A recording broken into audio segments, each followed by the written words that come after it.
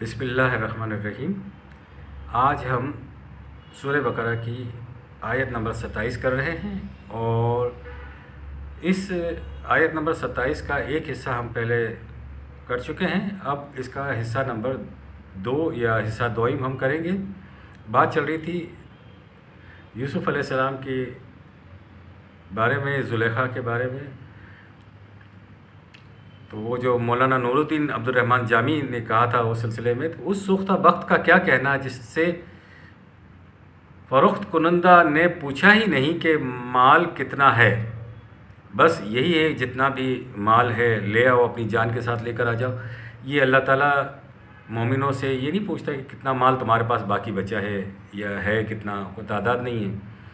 بس اپنی جان کے ساتھ جو بھی مال ہے تمہارے اخراجات ضرورتوں کے بعد وہ لے آؤ۔ بس یہ دونوں چیزیں پلے ہونی چاہیے، جان اور مال۔ زلیخا یوسف کو جب خرید لیتی ہے، پوچھنے والیاں اسے پوچھتی ہیں کہ تم نے کیا دیا اور کیا خریدا، تو جامی صاحب فرماتے ہیں دراہم چند دادم جاں خریدم تعالی اللہ ارزاں خریدم، چند سکے دھات کے دیے اور جان خرید کر لے آئی ہوں۔ خدا کی قسم کتنا سستا سودا ہے جس کو خرید کر لائی ہوں۔ یہ بیچنے والا خدا الجنت بیچ رہا ہے اور بدلے میں لے کے آ رہا ہے، جان لے رہا ہے۔ وہ جان جو دی ہوئی اسی کی ہے، اور جو باقی ہے مال اس کے متعلق تو وہ کہتا ہے قل لوف 2/219، پہلے اپنی ضروریات پوری کر لو، پھر اس سے جو فاضلہ ہو وہ لے آؤ، اور اگر تمہارے پاس کچھ بچا ہی نہ ہو تو پھر بھی کوئی بات نہیں۔ بس تب شیرو بے بائی ایکم الذی با یا تم بہی وذالک هو الفوز العظیم 9/111۔ تعالی اللہ چ ارزاں خریدم، جنت مفت میں مار لی جاتی ہے، یعنی مومن جو ہے جنت مفت میں مار لیتا ہے۔ یہ ہے میثاق خداوندی کہ ان اللہ اشتری من المؤمنین انفسهم واموالهم بان لهم الجنت 9/111۔ یہ معاہدہ جنت کی خرید کا ہم تو خیر کر ہی لیتے ہیں، لیکن ہمارے ہاں اس عہد نامے پر عمل کرنے کا طریق کچھ اس طرح کا ہے، تیری چشم مست کے سامنے مائے ناب یوں ہی دھری رہی، نہ کسی نے لی نہ کسی نے دی، جو بھری تھی خم میں بھری رہی۔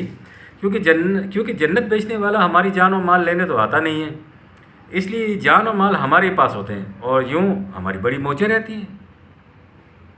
لیکن خریدار نے بات کہیں اٹھا کر رکھی ہوئی نہیں ہے۔ یقاتلون فی سبیل اللہ فیقتلون ویقتلون 9/111۔ اس معاہدے کی صداقت کا ثبوت تب پیش کیا جا سکتا ہے جب مظلوم انسان کی مدد کے لیے آواز پڑتی ہے، اور یہی معاہدہ کرنے والے مال تو پہلے ہی دے چکے ہوتے ہیں، اب تو جانیں ہی بچی ہوتی ہیں، ہتھیلی پر رکھ کر کفن بدوش میدان جنگ میں نکل آتے ہیں، پھر یا تو فاتح و منصور واپس لوٹتے ہیں یا وہیں جان دے دیتے ہیں۔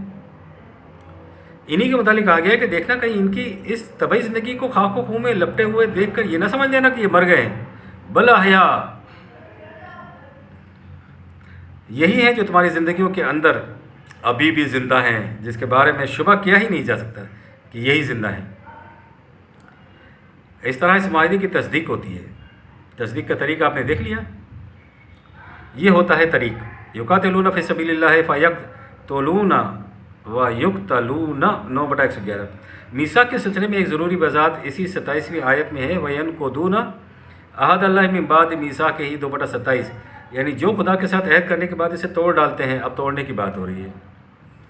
تو کیا یہ خطاب امت محمدیہ صلی اللہ علیہ وسلم سے متعلق ہے، یا کیا آپ کے مخاطبین و نام لیوا سے متعلق ہے؟ قرآن کہتا ہے کہ بات یہ نہیں ہے، نہ یہ بات نہیں ہے اور نہ یہ میثاق پہلی بار کیا جا رہا ہے، ایسا نہیں ہے۔ یہ وہ میثاق اور عہد نامہ ہے جو وعدن علیہ حقاً فی التوراۃ والانجیل 9/111۔ یہ معاہدے تو امم سابقہ کے ساتھ بھی ہوا کرتے تھے۔ یہاں ایک بات سمجھ میں آتی ہے کہ وہ تورات اور انجیل جو انبیاء کرام علیہ السلام پر نازل ہوئی تھیں، اور جو کتابیں آج نہ ہمارے پاس موجود ہیں اور نہ ان لوگوں کے پاس ہیں جو اپنی نسبت ان انبیاء کی طرف کرتے ہیں اور ان محرف کتابوں کو تورات اور انجیل کہہ کر پکارتے ہیں، مقام مومن تو اس میثاق کے بغیر ممکن ہی نہیں ہے۔ یہ تو بات صاف ہو گئی۔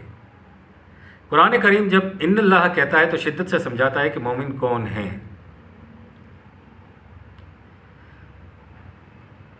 یقینی طور پر مومن ہے ہی وہی جو یہ عہد نامہ کرتا ہے، یہ میثاق کرتا ہے۔ جو یہ سمجھتا ہے کہ میں نے یہ عہد نامہ نہیں کیا تو پھر خود کو مومن کہلانے سے باز رہنا چاہیے اس کو۔ نہ کہیے اور نہ کہلائیے اپنے آپ کو مومن۔ اور اگر عہد میثاق کیا گیا ہے اور پھر اس کے بعد ینقضون عہد اللہ من بعد میثاقہ ہی 2/27، تو پھر فاسقین کے اندر آ جائیے، پھر آپ فاسقین میں سے ہو جائیں گے۔ کیا چیز ہے جسے یا جس کو ملانے کے لیے خدا نے حکم دیا تھا یا خدا نے کہا تھا، اور جسے ہم کاٹتے ہیں اور ان کے ٹکڑے ٹکڑے کرتے ہیں، ان کو الگ الگ کرتے ہیں، یہ کیا چیزیں ہیں؟ خدا نے کچھ چیزیں دی ہیں اور انہیں ملانے کے لیے کہا ہے، اور یہ چیزیں دین کی بنیاد ہیں۔ اسی دین کی بنیاد کو ٹکڑے ٹکڑے کرنے کی بجائے خدا نے ملانے کے لیے کہا تھا۔ ان چیزوں کا ہم ذکر کریں گے جو دین کی بنیاد ہیں۔ دین کا بنیادی نقطہ نوع انسان کے لیے ایک ضابطۂ حیات کے تحت نظام خداوندی کا قیام ہے۔ اب آتے جائیے، اب ہم پھنستے جا رہے ہیں اس میں۔ دین کا بنیادی نقطہ وحدت خالق اور وحدت انسانیت ایک خدا کے معنی عملاً یہی ہوتے ہیں، یعنی ایک ضابطۂ قانون تمام انسانوں کے لیے۔ اسی کا مطلب ہوتا ہے کہ ایک خدا، اور پھر اس ضابطۂ قانون کے نیچے اگر وحدت انسانیت ہو تو پھر یہ ضابطہ کچھ کام دے گا۔ یعنی اگر وحدت ضابطہ کب کہلائے گا؟ جب وحدت انسانیت ہوگی۔ وحدت انسانیت نہیں تو وحدت ضابطہ نہیں، یعنی اس کا خوشگوار نتیجہ برآمد ہو سکتا ہے۔ تمام انسان ایک برادری کے افراد ہیں، ایک ہی درخت کی شاخیں ہیں اور ان کے اوپر ایک ہی ضابطۂ قانون ہے۔ درخت کی جڑ سے لے کر آخر شگوفے تک کے اندر ایک وحدت ہوتی ہے۔ درخت کے اوپر ایک ہی قانون نافذ ہوتا ہے۔ پوری کائنات کے وجود کی کامیابی کا راز ایک وحدت ہونے کی بنا پر ہے۔ پوری کائنات کے اندر وحدت ہے۔ پوری سائنس کی تعلیم دو بنیادی قانون و کلیے کو واضح کرتی ہے جس پر سائنس کا دار و مدار ہے۔ قانون یہ ہے علت اور معلول کا قانون، law of cause and effects, جسے قرآن قانون مکافات عمل کہتا ہے کہ ہر عمل ایک نتیجہ پیدا کرتا ہے۔ اور دوسری بنیادی چیز the law of uniform of nature, فطرت میں یکساں وحدت کا قانون ہے۔ یعنی اس قانون کی روح سے اگر ایسا کرو گے تو ایسا ہی ہوگا اور ہمیشہ ایسا ہی ہوتا چلا جائے گا۔ وحدت فطرت کے معنی یہ ہے کہ جہاں بھی وہ حالات پیدا ہوں گے یہ قانون وہی نتیجہ برآمد کرے گا، جو دوسری کسی جگہ ایسے حالات پیدا کر دینے سے نتیجہ یہی برآمد ہوتا ہے۔ چاند پر کنٹرول روم والے حالات پیدا کر دیجئے، نتیجہ وہی ہوگا جو کنٹرول روم کے اندر نکلتا ہے۔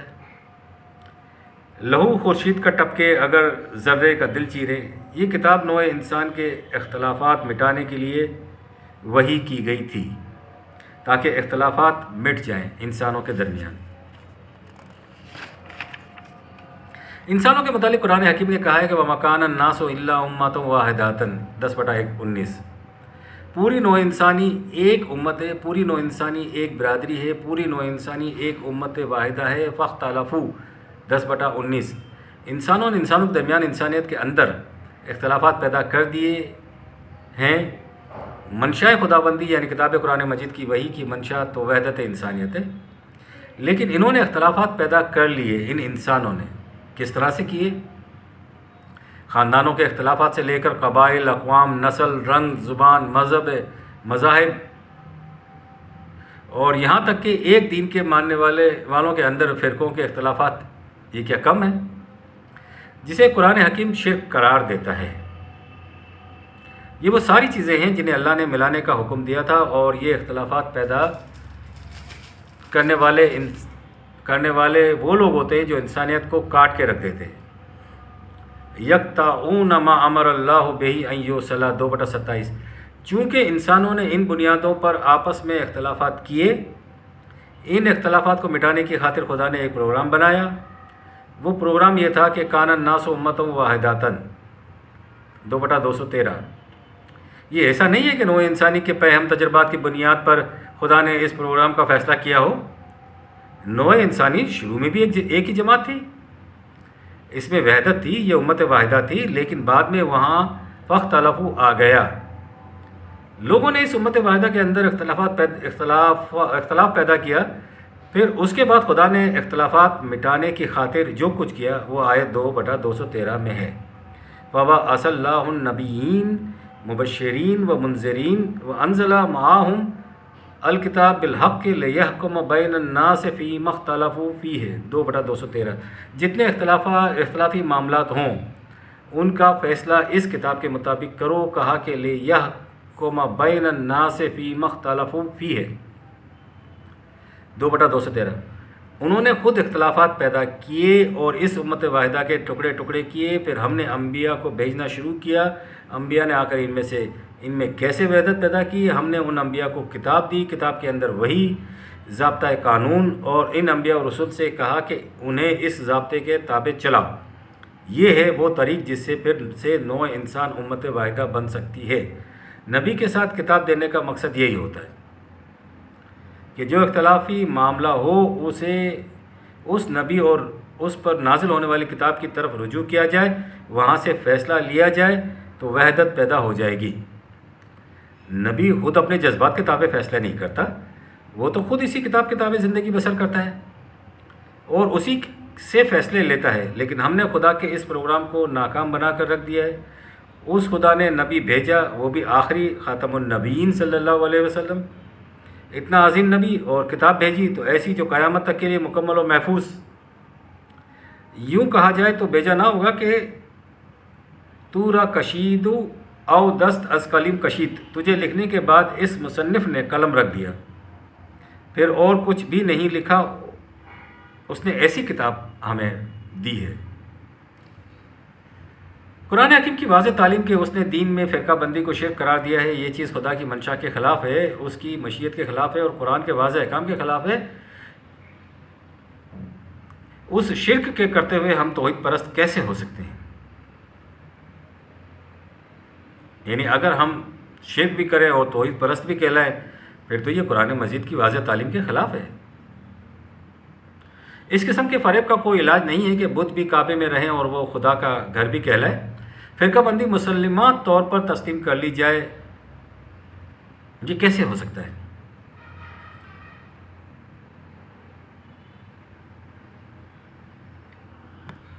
ایک یہ تصور پیدا کیا جا کرتے ہیں کہ جی فرقہ بندی کو اگر تسلیم نہیں کرتے تو پھر اسلام کیسے آگے چلے گا، اس کے لیے جد و جہد کیسے کی جائے۔ حالانکہ یہ دونوں مخالف سمتوں والی چیزیں ہیں، فرقہ بندی اور ہمارا اسلام دین، یہ دونوں الگ الگ زاویوں پر سفر کرتی ہیں۔ وحدت انسانیت کے متعلق قرآن نے یہ کہا تھا کہ خدا رب العالمین ہے 1/1، اس کا رسول صلی اللہ علیہ وسلم رحمۃ اللہ عالمین ہے 21/107، اس کی کتاب ذکر العالمین ہے 38/87۔ نوع انسانی کے اختلافات کو مٹانے والی یہی کتاب ہے اور اس کی وحی ہے، جس پر نازل ہوئی وہ نبی رحمۃ للعالمین ہے اور جس نے نازل فرمائی وہ رب العالمین ہے، تو پھر ان اختلافات کو مٹانے کے لیے کوئی دوسری جگہ ہو ہی نہیں سکتی، صرف یہی کتاب وحی ہے۔ وَيَقْطَعُونَ مَا أَمَرَ اللَّهُ بِهِ أَن يُوصَلَ 2/27۔ غور فرما لیا آپ نے کہ کون ہے وہ جو قرآن کے ساتھ نسبت رکھتے ہوئے اسی قرآن سے غلط راستوں پر پڑ جاتے ہیں۔ اسی قرآن پر جو قوم ایمان رکھتی ہے وہ فرقوں کے اندر بٹی ہوئی ہے، اسی قرآن پر جو قوم ایمان رکھتی ہے وہ اختلافات کے اندر آئی ہوئی ہے، اسی قرآن پر جو ایمان رکھتی ہے وہ اپنے اختلاف کے فیصلے اسی قرآن مجید کے علاوہ سے لیتی ہے۔ اب ہم اسے آج یہیں پر رکھیں گے اور باقی 27ویں آیت سورہ بقرہ کی کا بقیہ حصہ سوئم یعنی تیسرے حصے میں کریں گے۔ لہٰذا ربنا تقبل منا انک انت السمیع العلیم۔